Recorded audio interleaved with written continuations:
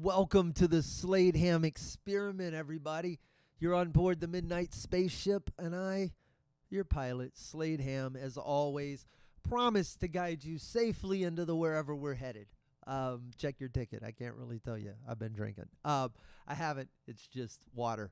But I'm remiss if I don't mention to you, like all good pilots, over the loudspeaker before the plane takes off, your credit card offers, which include tickets to my shows this upcoming week. If you haven't gotten your tickets, San Antonio, Dallas, Houston, not in that order. I always do it in the wrong order. The tickets, sladeham.com, Tuesday, Wednesday, Thursday. San Antonio, Houston, Dallas. I'm bringing special guests. My friend Trey Tutson will be with me. He's on tour with Mo Amer and Ali Sadiq, and I'm stealing him for 3 days to come do the shows. I think my friend Jerry Wayne Longmire is doing the show in Houston as well. Don't quote me on that, because you'll show up wanting truck stuff, and then he won't be there, and you'll just be disappointed because it's me and my jokes. But hopefully my good friends will be on these shows, and you guys will be entertained. I'm doing a whole different show. None of the jokes from my special. So please come out. And tonight there's some stories I'm working through. Not for the stage. I'm writing a new book. I've talked about it a lot. I am deep into it, approaching 60,000 words, but I'm unearthing stories. If you're thinking about writing, and I know that more people are than there used to be. I don't know why the uptick. Maybe it's just in the groups I hang out with, because I've changed the groups I hang out with. But I have a couple of friends, people I know, who are starting to write about certain things in their lives. I don't know if it's all going to be commercially viable or some of it's just personal. I don't know.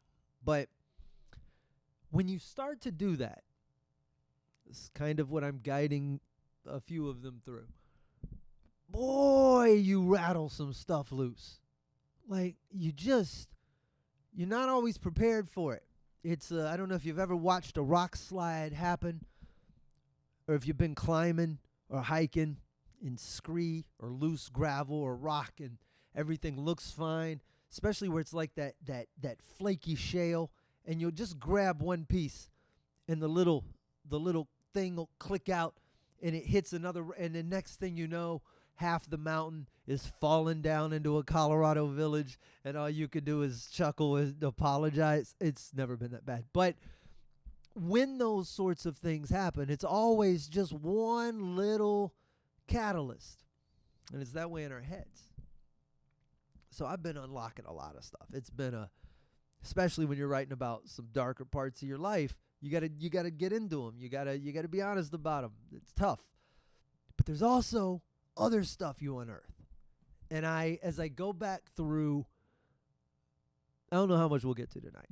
I don't know how long this story will take me to tell, because I should preface it by saying I don't believe we live in a simulation. I have believed that in the past, perhaps, but I don't. I have different thoughts now about what all this is. But sometimes things happen and we find patterns, we see patterns that make us question our sanity and the solidity of the world around us, and it makes you wonder if you're just being fucked with just a little bit. I think it's called Apophenia, where you find patterns where there are not patterns. Smart people tend to do it more than dumb people. They make the connections. People who make connections all the time certainly do it more than people who don't. But you see it in politics and religion and cults, people stitching together ideas. QAnon was all of that. Oh, this, and this must mean this. I can see how it all. No. I was in Africa. And I'd gone out there on this trip. We were going to Djibouti. We were going into Ethiopia. We were coming back through England. And I'm trying to remember where else we were in there. Doesn't matter, because all the stuff happened in those places. Over the course of 3 weeks or so, my friend Sam was with me. I think Brendan McKeegan was there. Maybe Laura Hayden. Was that this trip? Anyway, we had gone in and we were in Djibouti drink. I think I've told this story before. We were drinking with the captain or the colonel who was coming in to take over the base, and I was friends with the old colonel. Long story short, we get smashed with this guy. And the next day when he's supposed to take over the base, we're going in to take a tour of the base hospital. Now, I've been in these base hospitals before. It's sometimes if you're in a really crazy place, Iraq or Afghanistan, like, there can be people there with real injuries.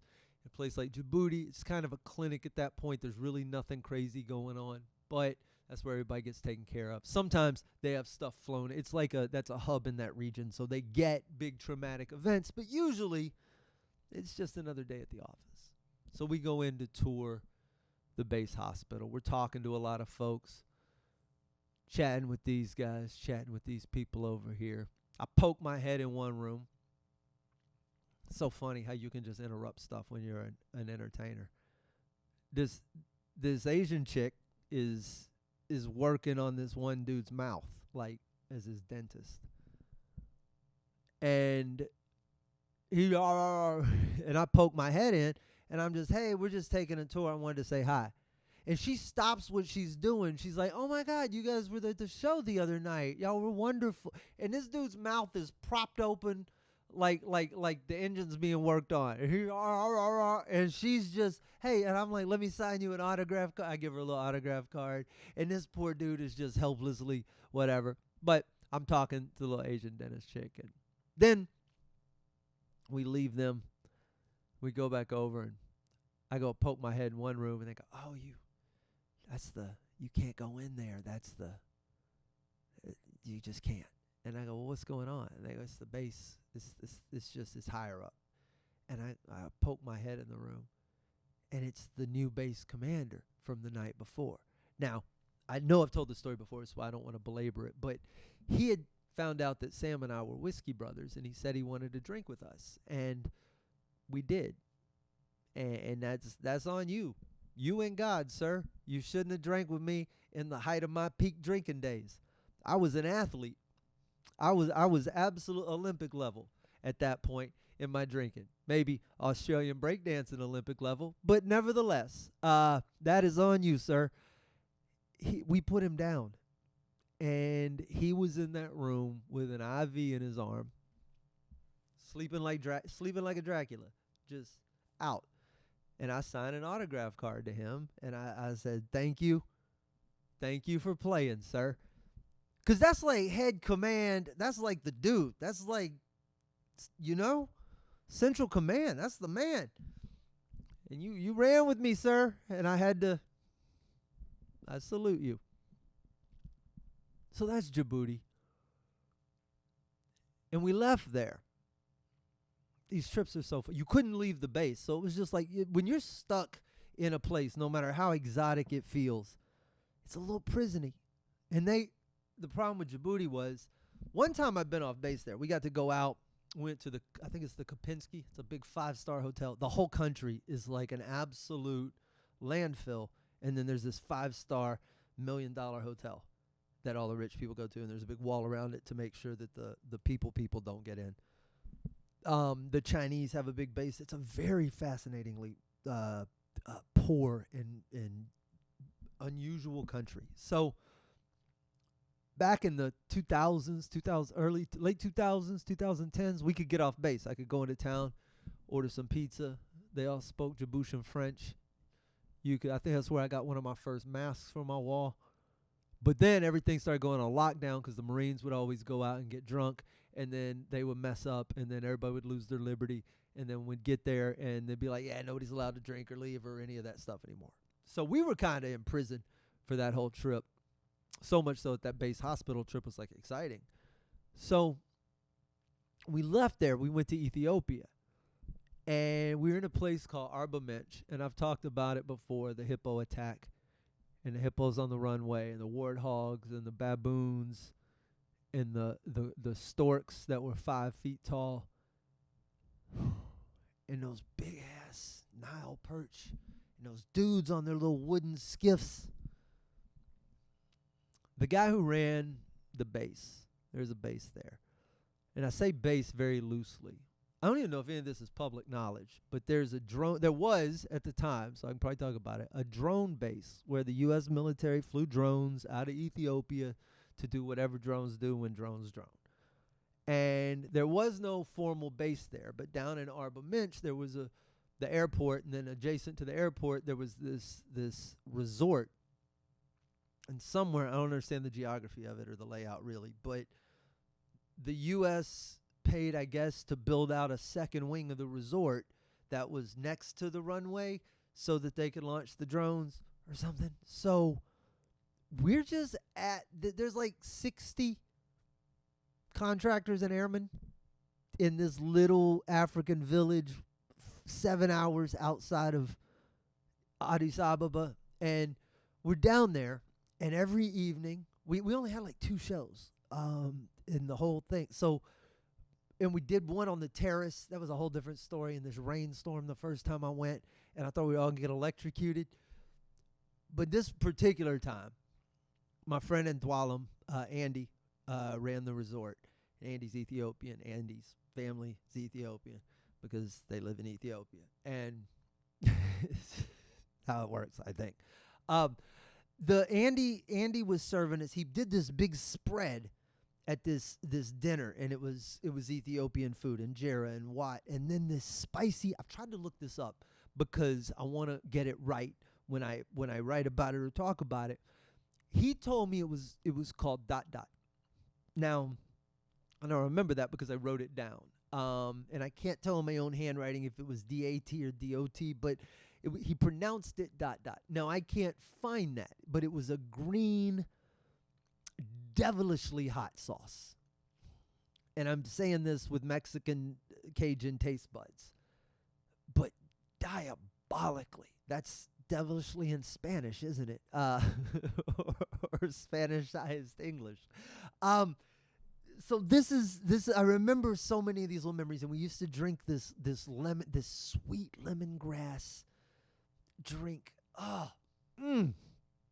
So good. So Andy is telling us these stories, and his dad, because we're going out the next day to Lake Chamo, which is where the hippo almost killed me a trip before, but not this trip. This trip was a different trip. So we're going out to Lake Chamo, and Andy's explaining that his father used to hunt out where we're going. There's this plain. We take this boat out, and then they park the boat, and then out in this plain is where 4 lions supposedly still live. I don't know if they're still there, and I don't know enough about the biology of that part of Africa, but I know they've been there in the past. They say there's still four lions. I don't know, but I was looking over my shoulder the whole time, right? Keeping your eye on the grass. There's certainly zebra everywhere, and I think lions eat zebras, so why would there be lions?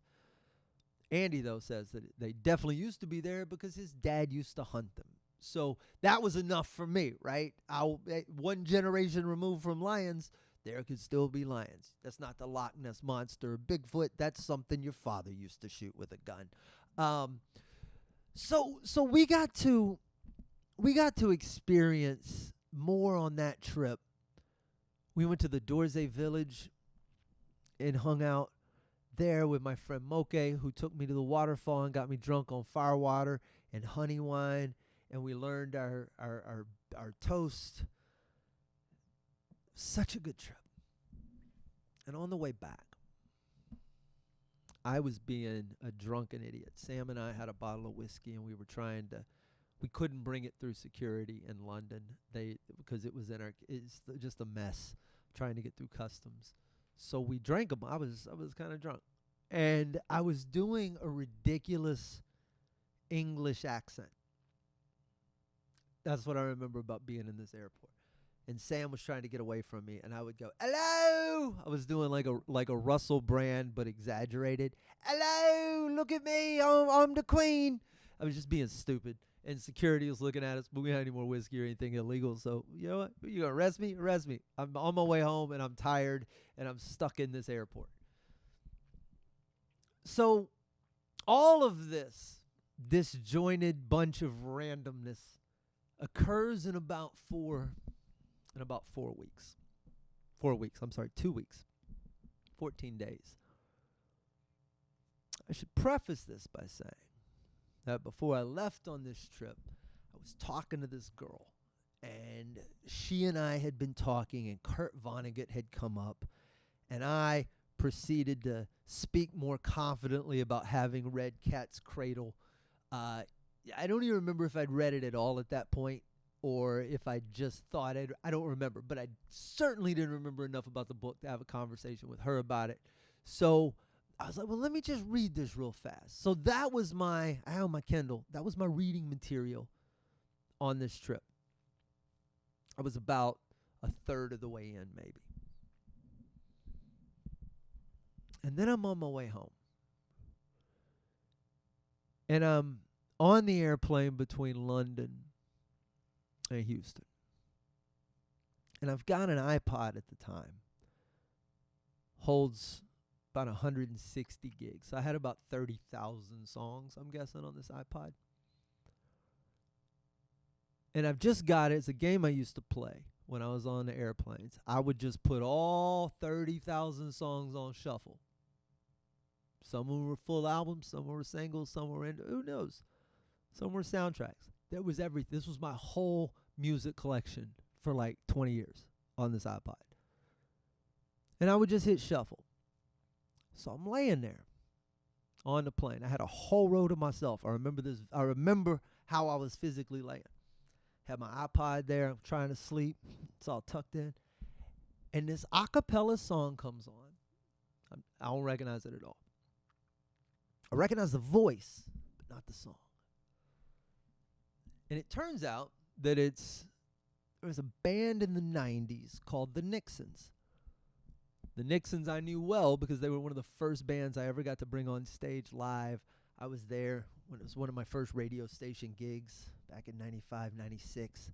They had a song called Sister. I became a big fan of the band. They went on to become more obscure than me, if we're being perfectly honest. That one song in the 90s. They put out 2 or 3 more records. They were really good. I listened to them. The singer, Zach Malloy, went on to write songs, I believe, for people as famous as Carrie Underwood. I think he's won a couple of Grammys. He's a really good songwriter.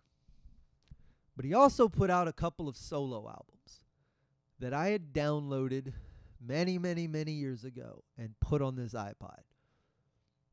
And one of the tracks, it's his voice that comes on.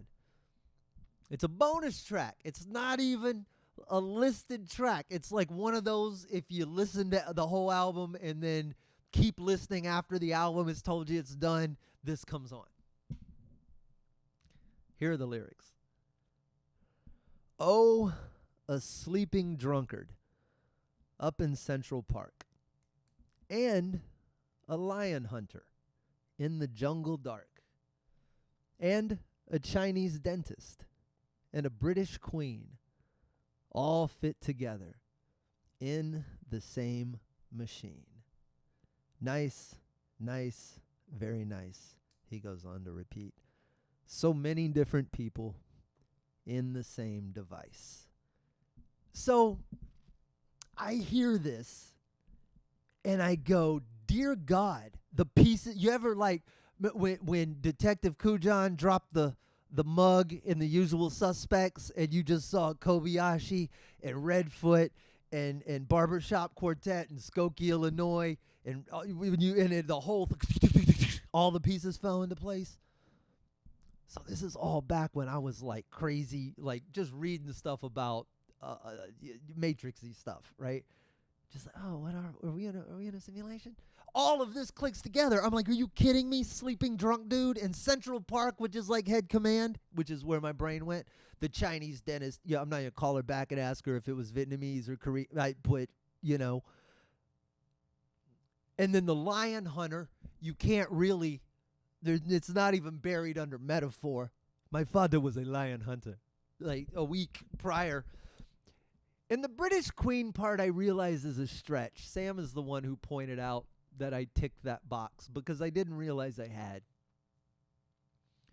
And I would think, this is all just an odd coincidence, right? You're grabbing random things, and you're matching them to a song, one of however many hundreds of you heard over the. It's a reach. But then I got home, and I kept reading Cat's Cradle that I had started at the beginning of that trip. And in that book, there is a character. There is a character called Bokanon. And Bokanon speaks. He's kind of like Buddha. He speaks in these poems. And it turns out that is one of his. They're not called quatrains, whatever they are. It's Bokanon's 53rd Calypso, taken directly from a chapter that I did not read until I got home in the book Cat's Cradle. Sometimes the world just winks at you, and you can call that whatever you want to call it. It may just be an odd. I might just be looking at it from the only person in the world that ever would have noticed that all those things check that box. I'm the only person in the world that might have ever had that song on his iPod. I'm certainly the only person in the world who was reading Cat's Cradle. I don't know. But when it all goes at the same time, it makes you go, who knows? I certainly don't. Should we call? I don't have time to talk about anything else. I just remember that this story surfaced that I wanted to share it. I don't know if anything odd like that has happened to you, but certainly nothing. This was like a parlay. This was like, it would have been one thing if it was any one of these things, but it was all of these things at the same time that made it so interesting. It was like winning your bet, but betting on all the football games on Sunday. And them all hitting, right? And you also got the over-under, and you got the spread right. Or maybe I'm making it all up. Thanks for listening. I hope you come see me live. I hope you stick around. The mailing list, and by mailing list I mean newsletter. If you're part of it, good for you. If you're not, do it, because we're sort of going to shift the name to Midnight Spaceship, and it's going to be a little different than it has been in the past. And I want you there for it. SladeHam.com, all things me, including tickets to those shows. And I will see you guys on another episode soon.